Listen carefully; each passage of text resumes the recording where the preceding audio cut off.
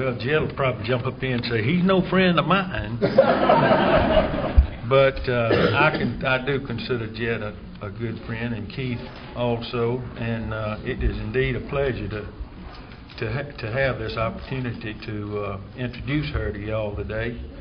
I have been to quite a number of these programs at lunchtime over the years, and I will say without fear of contradiction, this is the biggest crowd I've ever seen. Not only is this room filled, but that room over there is filled also.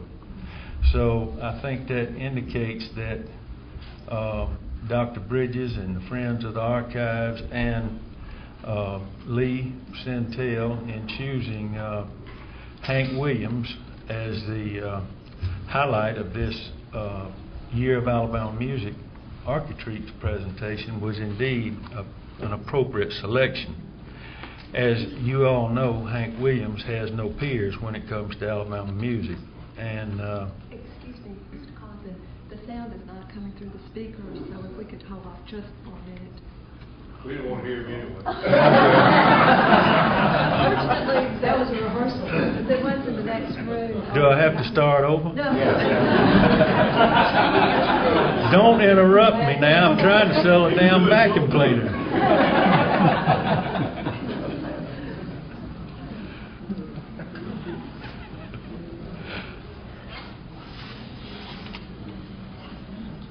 Why don't you sing, Sonny? Well, my guitar is not tuned up. I can do that for you. My good friend. Yeah.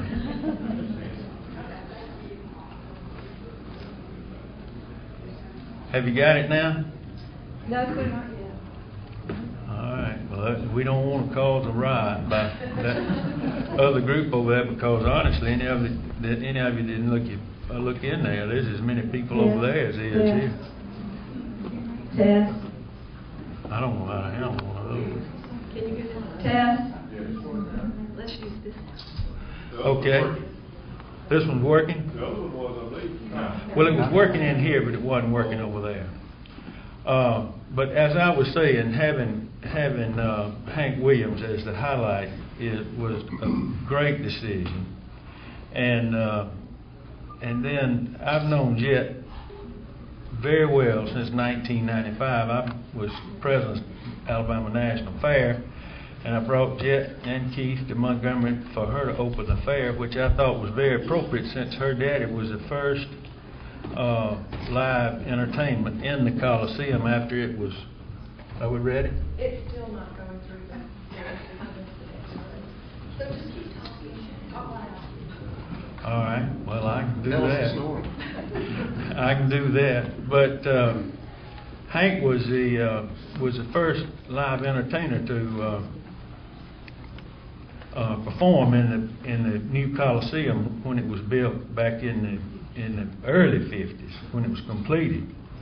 And so I thought it was appropriate to bring Jett, and she and Keith and I and Florence have been friends ever since. And somebody asked me today, said, what do you think about introducing Jett Williams at the ArchiTreats luncheon? I said, my goodness, introducing Jett Williams to a group of Alabama Archives friends is like introducing Princess Diana to the people of London. I said, that's a no-brainer. I'll do that anytime. But anyway, Jett was born here in Montgomery in 1953, 5 days after her daddy died, and she was put up for adoption and led a rather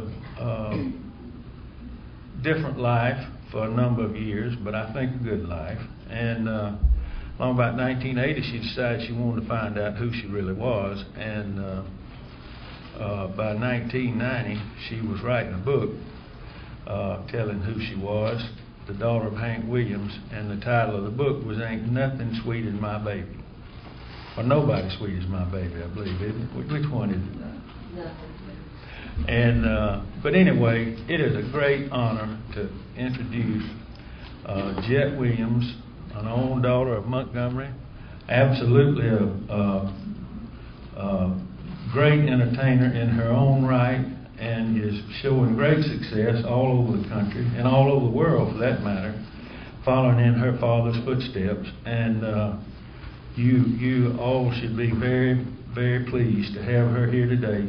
And I'm pleased to introduce you to Jett Williams, the only daughter of Hank Williams.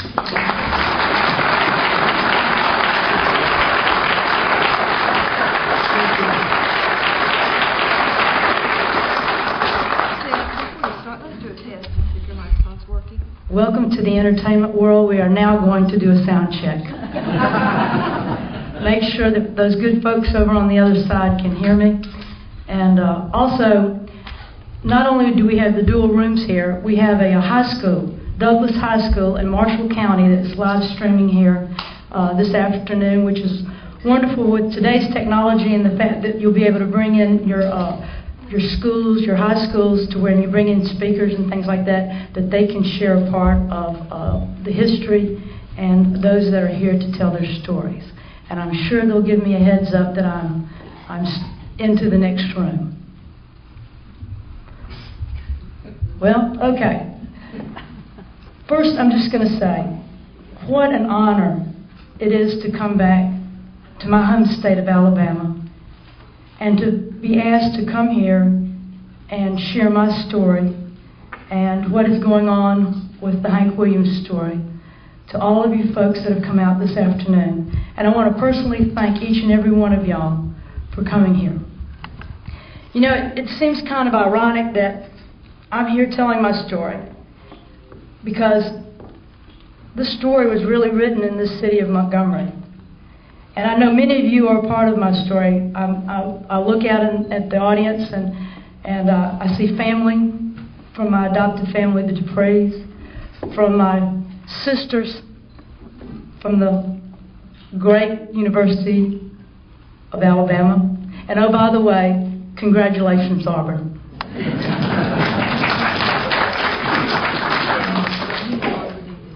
I no longer need this one. Okay, well, you can have it back then. Thank you.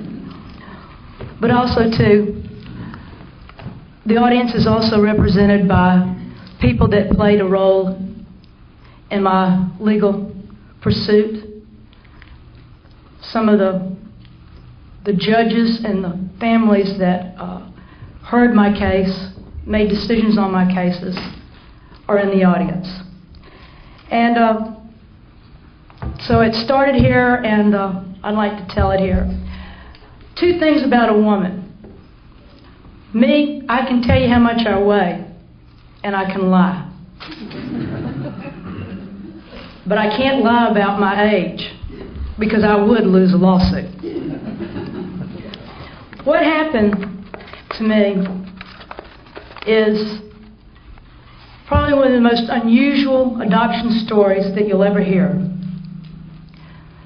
Many of you know me by Kathy Dupree, Sister Dupree, Aunt the Bill, Kathy Cook, Kathy Mayer, Kathy Atkinson, and you wonder, well, where did the Jett Williams come from?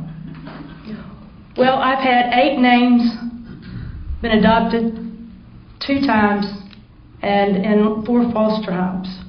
So what we did was we took my natural mother's name, Bobby Jett, and my natural father's name, Hank Williams. And since I was a product of the 2, we joined the names and you get Jett Williams. And with that name, it encompasses all of the homes and all of the periods in my life to come full circle and stand here before y'all today. I grew up as an adopted child. And like many adopted children, I decided I wanted to go out on the search to find out who I was and what happened. Well, I did, and I'm one of the very fortunate adoptees in the fact that most of my questions, I got answers. But the best part were, it was the answers I wanted to hear.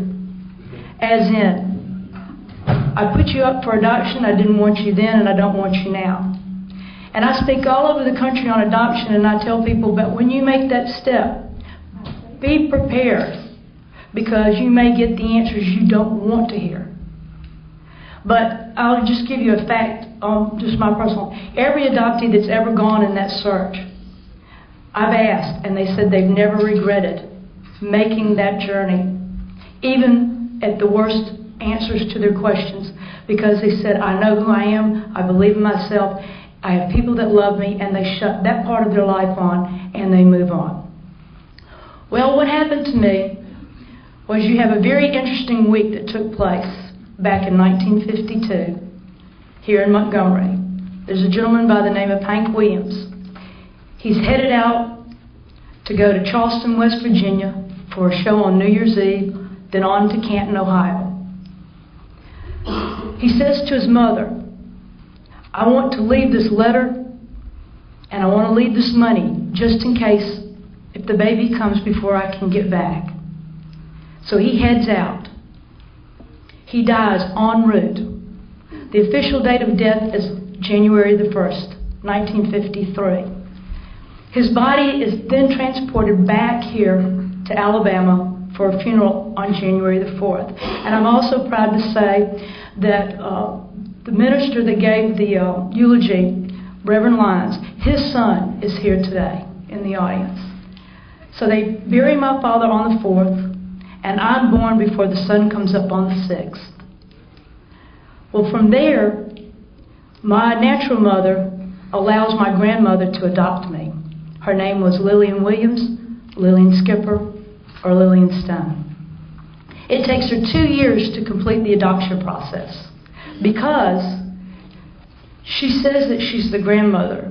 But back in those days, you didn't have the DNA to where today you can go right in and in a matter of seconds or minutes, lineage can be proved or disproven. So the state of Alabama says, we believe you, but you have a heart condition. What happens to the baby if we let you adopt this baby? Because you're divorced, you're really not a good candidate. And she says, I've got it all set up. I have a daughter. Her name is Irene Smith. And my daughter met with the state of Alabama, her daughter met with the state of Alabama, and she says, oh, the best thing that could ever happen to Mama. And if anything happens to Mother, we will keep this baby and she'll be part of the family. And so with that, I'm adopted.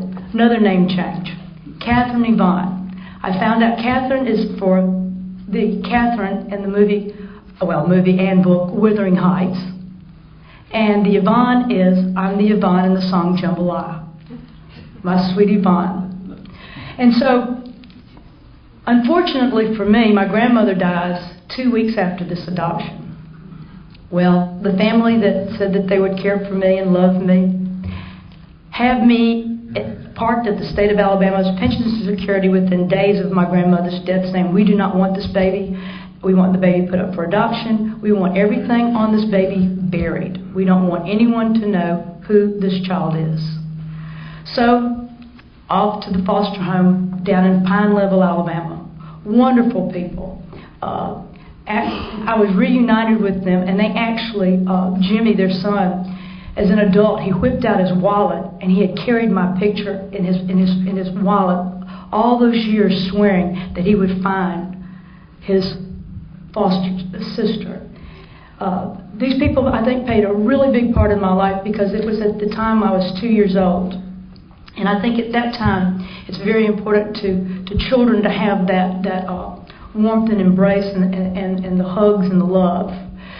Then I was prepared to go to another family. And at that time, I went to Mobile, Alabama, to a family by the name of Dupree. At the time, I just assumed I was adopted. In fact, I can actually remember driving up to that house. But the Duprees did not adopt me until I was getting ready to go to the first grade. Now, remember, I've got hindsight, which is the best side, as they said. So things that happened to me during my life, I didn't know why they were happening or any of the causes. And one of the causes was that the reason the Duprees did not adopt me at that time was because I was being sued by my aunt, Irene. And why was this aunt suing me? Well, when her mother died, remember, I have now been adopted, so I have been elevated to the state of not being a granddaughter, but now I'm a daughter. And so she's suing me over our mother's estate. Unfortunately, and fortunately for me, at that time, the state of Alabama did not recognize an adopted child as a legal heir. So therefore, I did not inherit. It all went to my aunt. But what did happen was that the state of Alabama realized how unfair that law was, and they changed the law based on what happened to me, and changed the law to where an adopted child is considered a legal heir. And what they did, they being the state of Alabama, there was some kind of legal thing, and they decided how much it would cost to house me and feed me. And they put it into an account. Unfortunately, it wasn't put in an interest-bearing account, but still, there was money set aside. So I go on and I live my life down there in Alabama, and I maintain that my life ran on 2 tracks. Because here I am, down in Alabama, playing sports, having friends, going to high school, going to college, and here's this other track, because the estate of my father is still open, and they are dealing with this child, with me, without my knowledge. And there are even trials in the 60s, based on Hank Jr. wanted to be he wanted to appoint his guardians. And at that time, the court said, "Oh no, you can't do that. There's possibly another child. So we got to keep this whole thing going here." And so and all of that was without my knowledge. So it wasn't until my adopted dad called me up and said, "Do you want to find out whether or not Hank Williams is your father?" And I need to back up for just a second. People say, "When's the first time that you heard the name Hank Williams associated with you?" It actually took place when I was at the University of Alabama and my adopted parents came up. Well, my adopted parents never came to Alabama. They were supportive, but they really didn't go to the ball games or go to things that I participated in. So when they came to Alabama, I was quite excited and couldn't quite figure out why they were there. So my adopted mom and I had this conversation, and she says, I want to tell you something, because you need to go to Montgomery, and you're going to go there and you're going to pick up this check. I said, "Okay, yes, ma'am." And she said, "I'm going to tell you who might be your father, but there's no proof and there's nothing you can do." And so I said, "Yes, ma'am." And she said,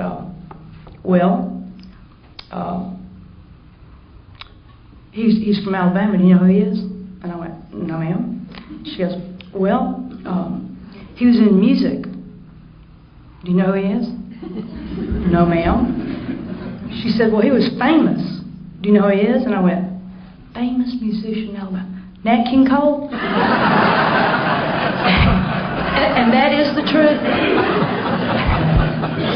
And of course, she kind of went, "Oh, Kathy, you know it." So anyway, because I was basically stunned, and then she made sure that I understood that this wasn't necessarily so. There wasn't any proof, and there wasn't anything that I could do. And she also told me, too, that everything had already been decided, and that she was telling me this because I was to go to Montgomery and pick up this money. So I come to Montgomery, and of course, I walk in. There's nobody there. There's no cameras. There's no lawyers. And all the guy says to me is, "Can I see your driver's license?" So I hand the driver's license, and he hands me an envelope. And by the way, it was $2,000. Which I did apply to my college education. And so from there, I knew how, if you're from Alabama, you don't know who Hank Williams is, well then you're not from Alabama. So, I went on with my life, and it was then when my adopted father called me and said, would you like to try and find out whether or not Hank Williams is your father? And if you do, I will help you, and I will give you what little information I have. But he also stipulated is, let's don't tell your mother. So, unfortunately, my adopted mother had a lot of mental problems and other problems, and I think that he thought it would be best not to put this burden on her, because what people don't really realize is when the Duprees got me when I was 3 years old. And this is not a very good comparison, but it's kind of like giving a child a puppy and saying, "Hey, you can't love it and you can't hold it, because we might have to take that baby away from you." So when the Dupreys got me, here they've got a 3-year-old, and I'm a foster child there because I'm in the middle of litigation, which means, you know, you may get to keep me, you may not get to keep me, nobody knows what's going to happen. And I think that hurt my relationship because, you know, you're in a home where people don't want to let their guard down for fear that they might lose that. And children, I think, feel that, and they know that they're not getting that extra hug or that unconditional love, if you would have to pick a name. So with that blessing, and one thing I will tell you this, one of the courts actually realized that there is an emotional release to an adopted child from their adopted parents. That they recognized in the fact that adopted children a lot will not move forward because they feel an obligation to their adopted parents for giving them a home, giving them love, and letting them be a part of their family. And I thought that was very gracious of the courts to realize that there is that emotional bond there. And so I went on my search to try and find out whether or not I was the daughter of Hank Williams and what happened.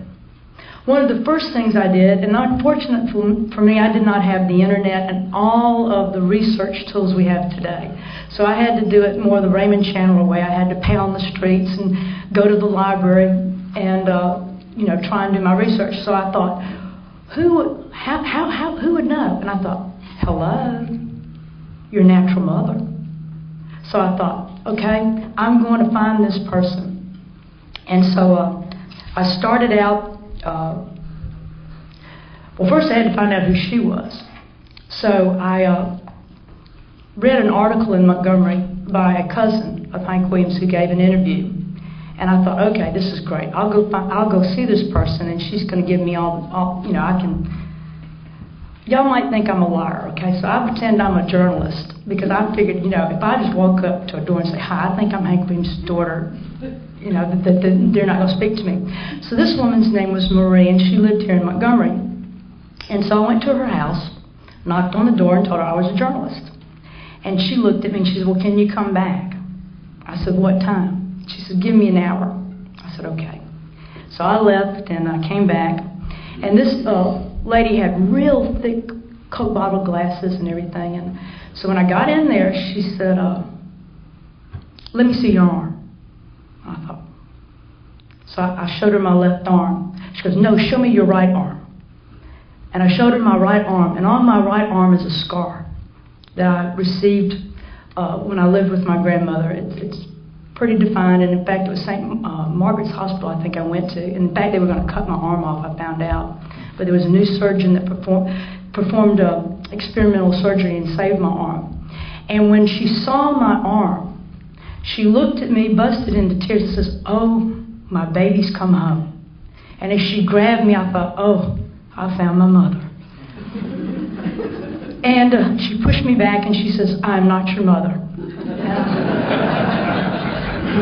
So she said, I've often wondered where you were, and I wondered what happened to you.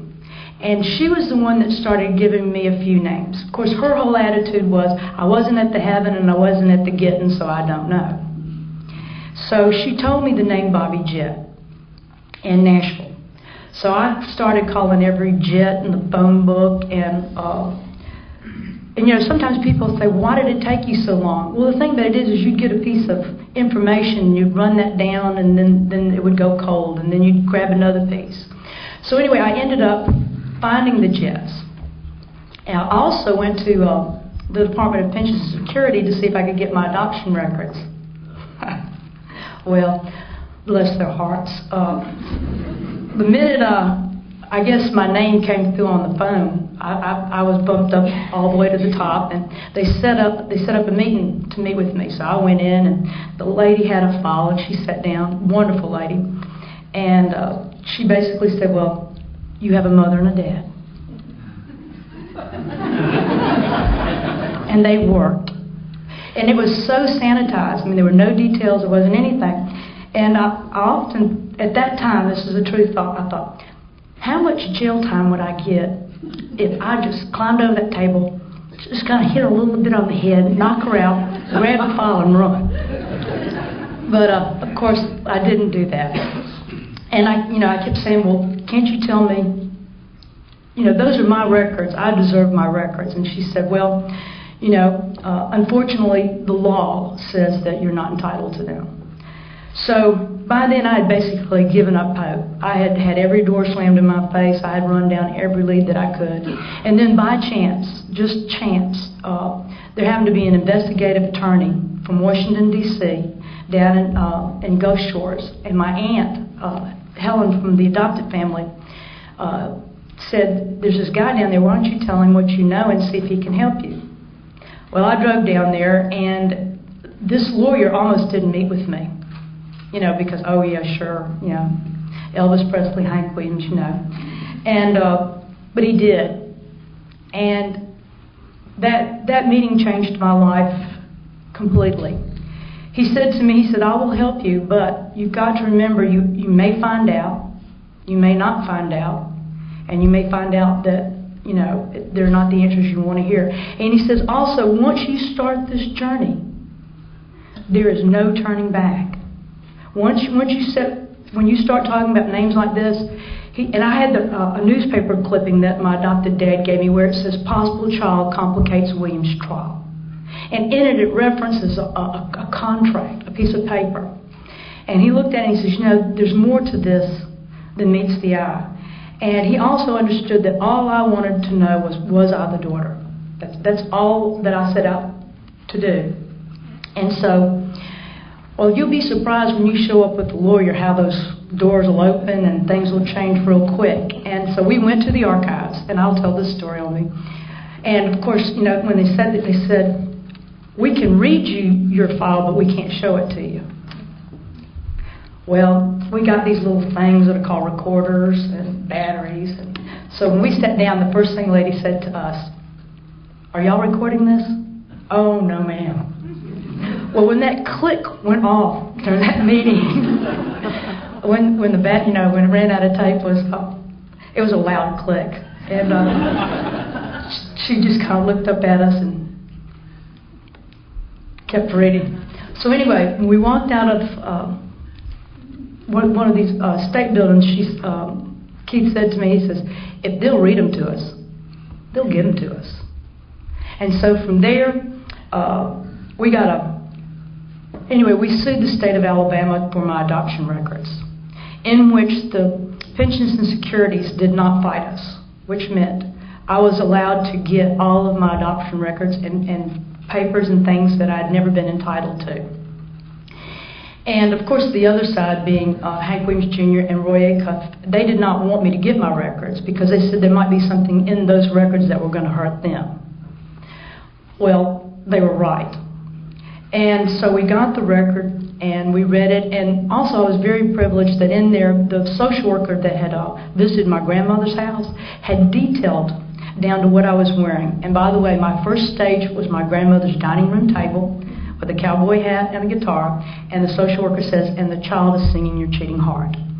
So I had my first performance here in Montgomery. But for me to be able to actually see a documented record and papers concerning me of who and who didn't do what, because most of my life has been changed with the stroke of a pen, whether it be a social worker, the probate judge, the circuit judge, the Alabama Supreme Court, the federal appellate courts.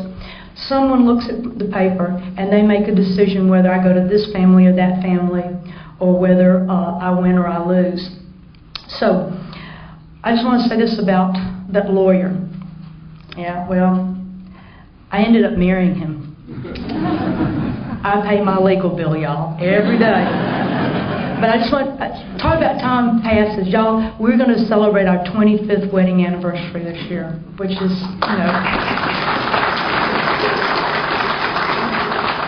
So with the information and everything, there is a document. It's a 3-page document which is called the pre-birth custody contract, in which my father had his lawyers draw up in October of 1952. And in this document, all it pertains to is what is going to happen to the child. Now, I haven't even been born. And My natural parents signed this document along with my grandmother, and it is notarized. And as far as I know, this is the only notarized signature of my father. You know, most everything that has his name on it may or may not be his signature, but this one is. And in this pre-birth custody contract, it talks about the child. And it says the father will do this and the mother's going to do that, and that the child will live with the father, be supported by the father, but can visit the mother during the summers. And what makes it very interesting to me is that these two people put the unborn child above their personal lives or whatever, but it also says that they were going to maintain a relationship for the rest of my life, in the fact that they had actually gone as far as to work out visitation.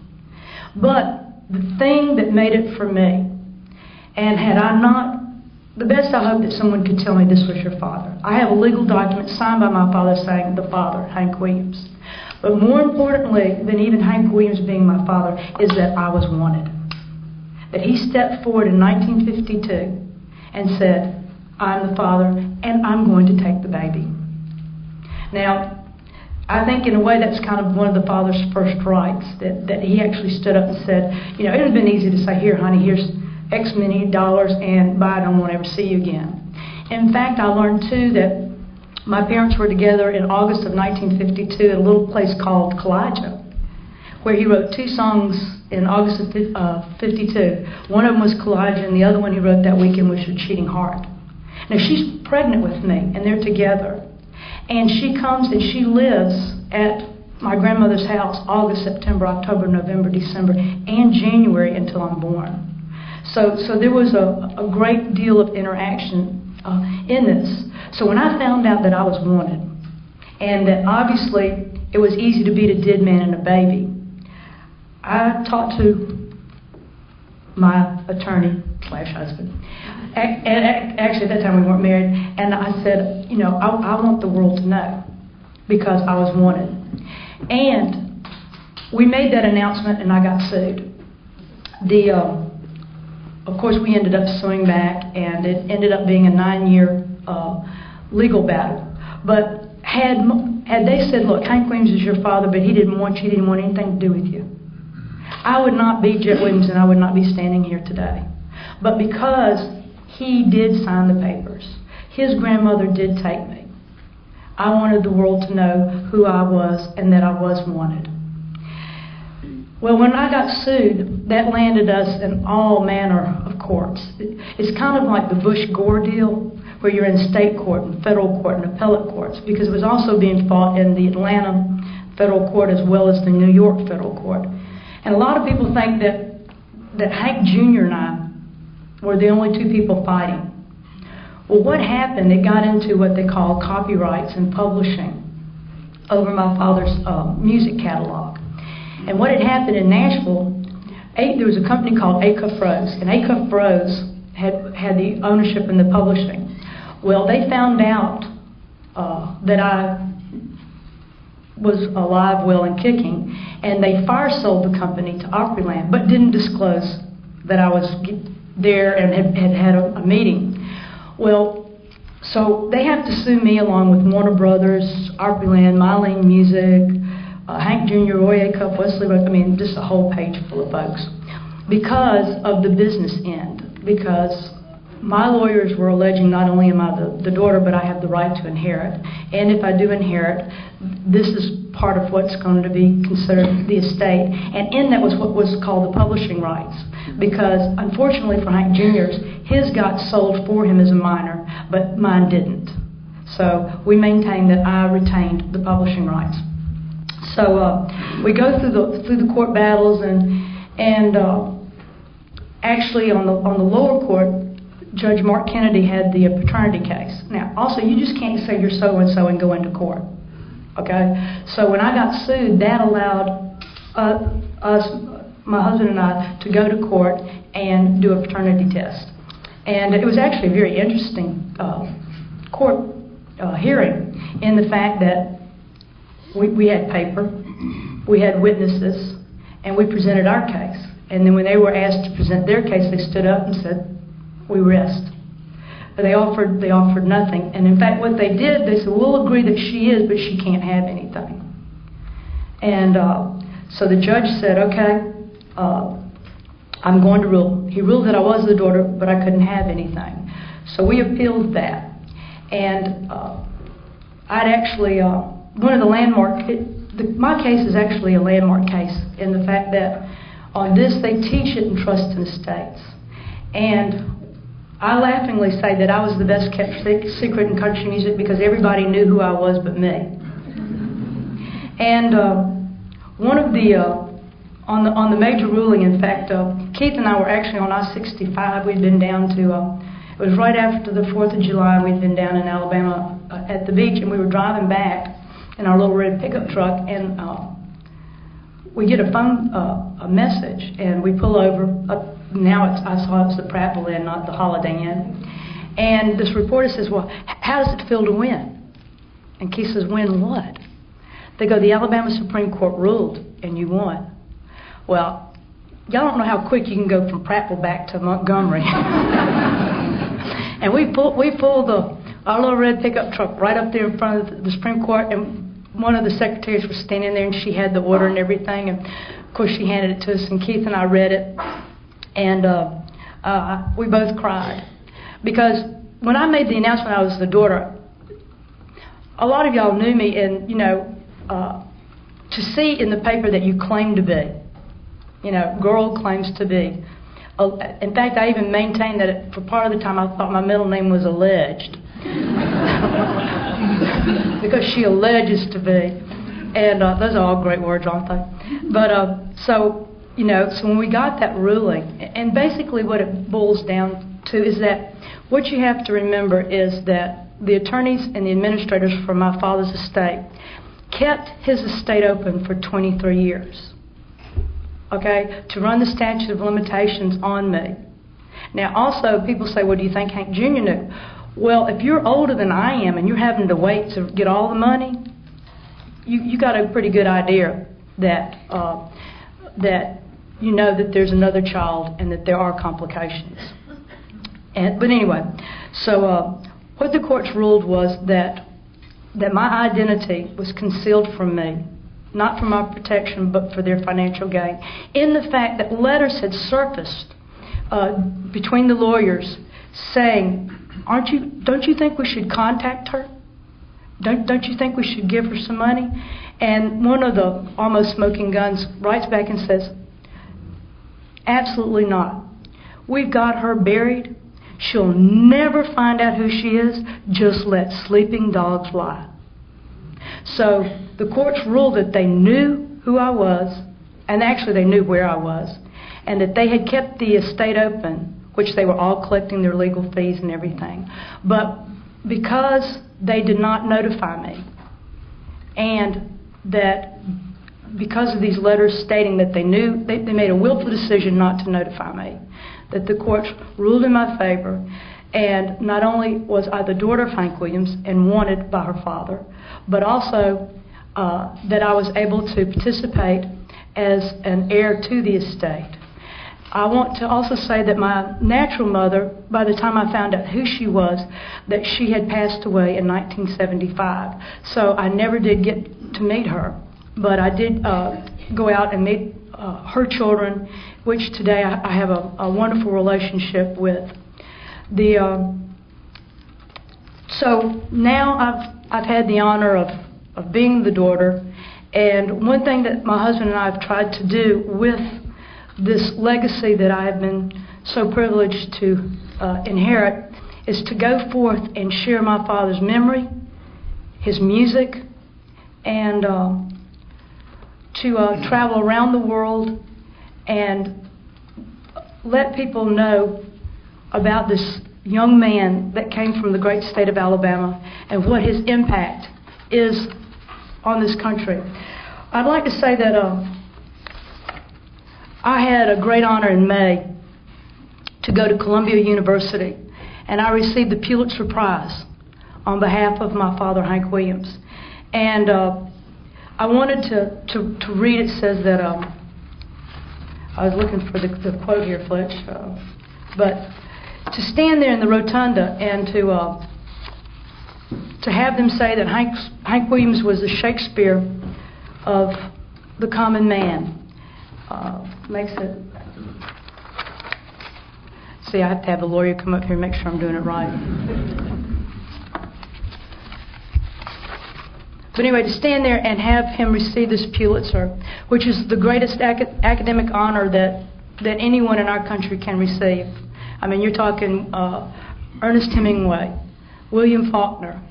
And when I walked out, they had Hey Good Looking playing in the rotunda. And so you know, as I said, it said that it honors Hank's craftsmanship as a songwriter who expressed universal feelings with a poignant simplicity and played a pivotal role in transforming country music into a major musical and cultural force in America's life. And he set a bar that yet no one has ever reached. In fact, there's an old saying that Hank was so far ahead of the pack you didn't know anybody was following him. And of course, my husband and I have written a book, as Ain't Nothing as Sweet as My Baby, and it's also out in Lost and Found. When the book came out, the Library of Congress selected it. They have a committee that picks the top 100 books each year, and they put it into Braille and audio in every major library in the United States.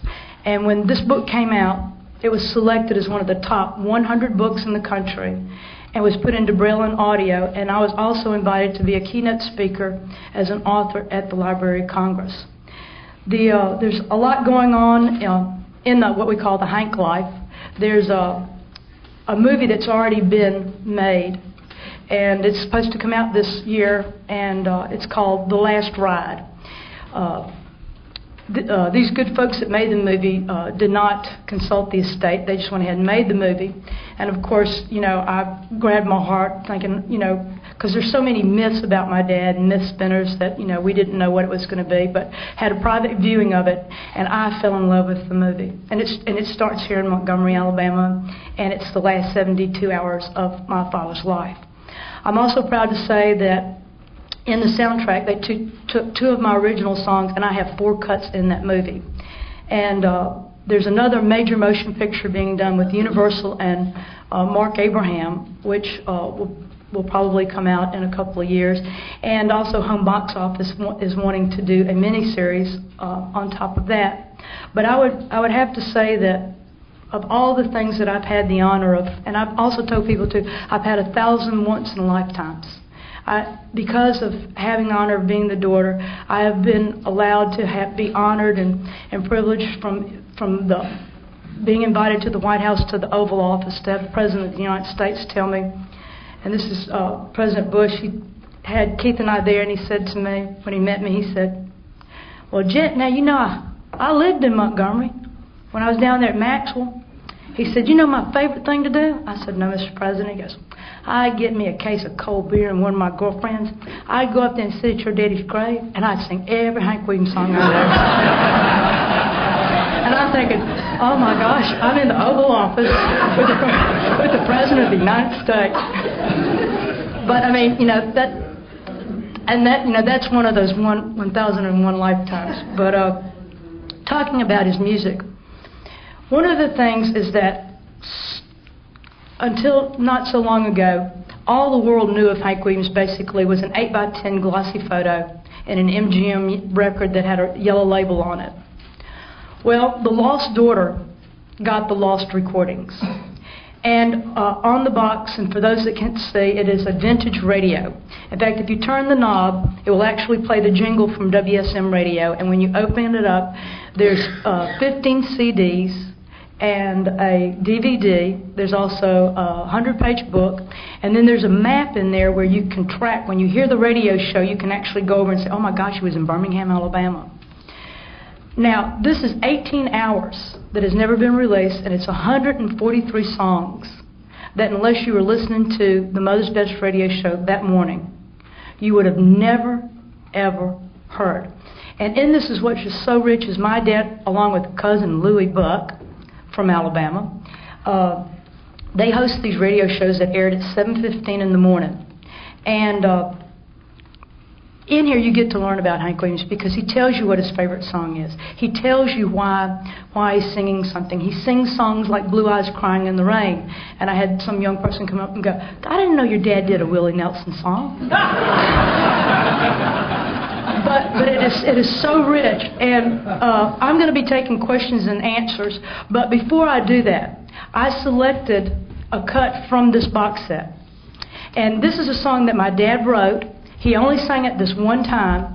It didn't ever get recorded, but he also sets the song up. And I think when you listen to this, you'll just see how much that old Hank loved Alabama.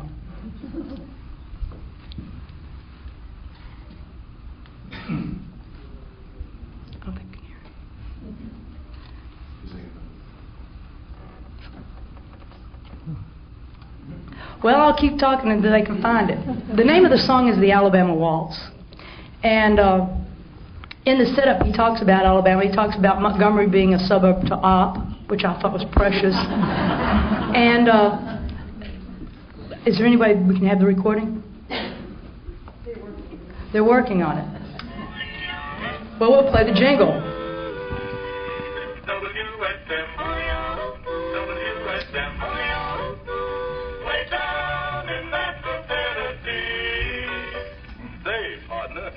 The National Life and Accident Insurance Company station?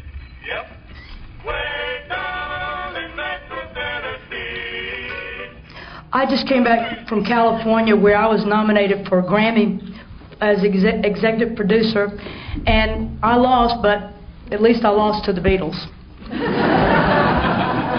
but still to get that Grammy nomination is worth everything because it's not, I mean, it's important, the fans are the most important, but also too when you get into a business, whether it's for the state of Alabama or a doctor or a lawyer or a teacher, to have your peers in the industry and what you've chosen as a profession to say, you know, we're going to put you in the top of the top for the work that you've done. So that's something that I'm very proud of. Also included in that is a DVD where I interview some of the gentlemen that were actually on the recordings of this, including the engineer.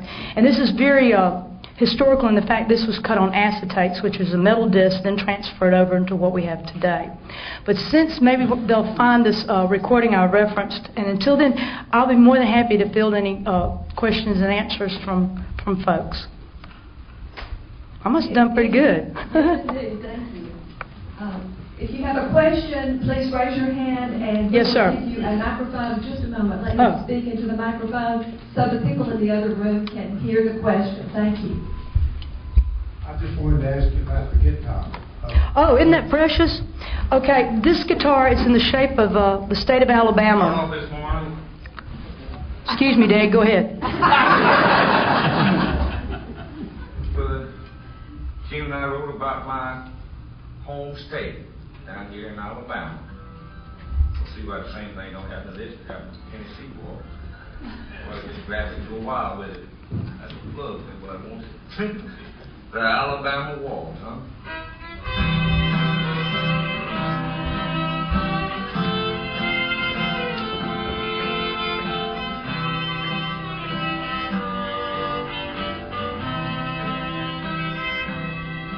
I was sad and blue, downhearted too. It seemed like the whole world was lost. Then I took a chance, and we happened to dance to the beautiful Alabama waltz. So waltz, waltz the Alabama waltz. There all my fears and cares were lost. There in your arms, with all of your charms, we danced to the Alabama waltz.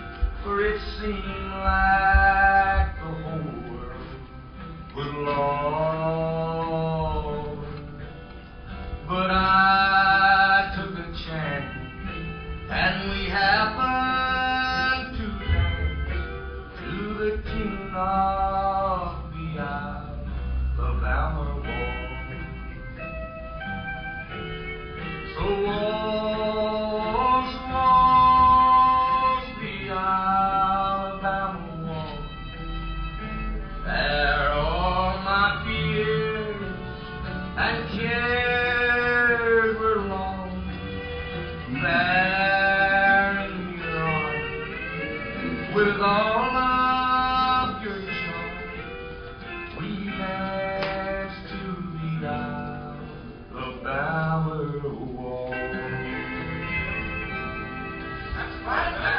you got it.